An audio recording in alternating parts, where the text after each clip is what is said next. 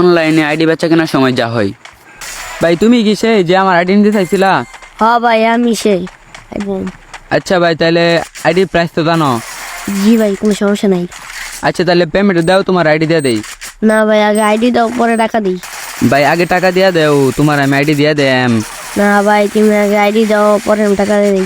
ভাই আমার উপরে তোমার বিশেষ নাই ভাই। না ভাই একেবারে নেই।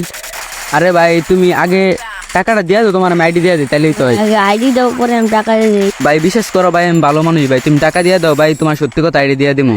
ভাই আগে অনেক মানছি কইছে ভালো মানুষ, আগে আইডি দাও পরে টাকা এখন তুমি ভাই দিয়া দাও না ভাই, এত কাহিনী করো না ভাই, আইডি দিয়া দেই তোমারে। ভাই তুমি এখন আইডি দেওয়া দাও পরে তুমি টাকা নাও। তুমি এখন দেওয়া দাও আমারে ভাই।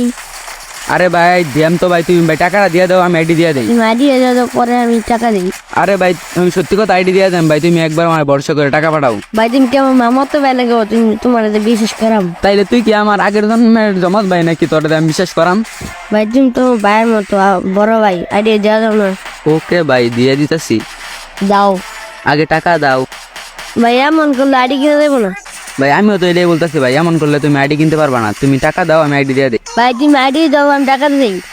ভাই এখন এসব লড়াই বন্ধ করি ভাই, আমি সত্যি কথা আইডি দিয়ে দাম, আমার জিএফ এর কসম, তুমি টাকা পাঠাও।